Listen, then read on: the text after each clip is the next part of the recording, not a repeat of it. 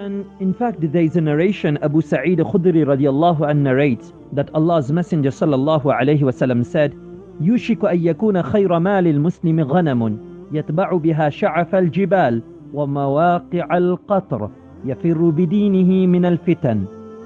يوشك أن يكون خير مال المسلم غنم يتبع بها شعف الجبال ومواقع القطر يفر بدينه من الفتن. Abu Sa'id al-Khudri radiallahu anh narrates that Prophet sallallahu alayhi wasallam said, soon a time will come when the best wealth owned by a Muslim will be a herd of goats, with which the person will live on the highest peaks of a mountain or the lowest of the riverbeds. So the person will isolate himself from civilization, from society, from people, and will seclude themselves. And why will they do this? يَفِرُّ بِدِينِهِ مِنَ الْفِتَنِ, so that he may flee with his religion, with his deen, from trials, tribulations, controversies. And we hear about this today. The people are told to seclude themselves, isolate themselves, to protect themselves from the different viruses perhaps.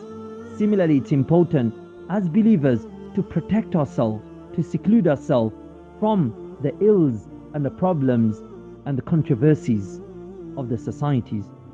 Certain awliya kiram and certain Sufis from time to time seek this form of seclusion and isolation.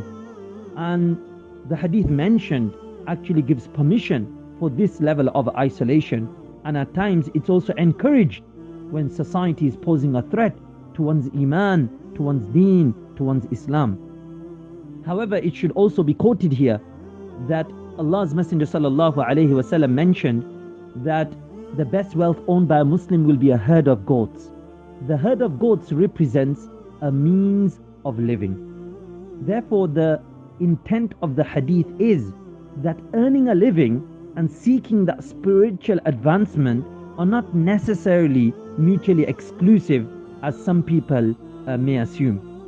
And Imam Ghazali rahimahullah has actually written a treatise on the virtues of seclusion.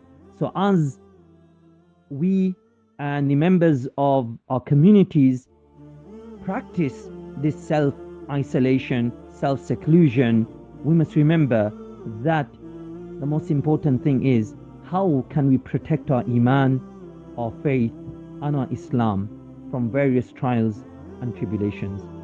Jazakumullahu khairan.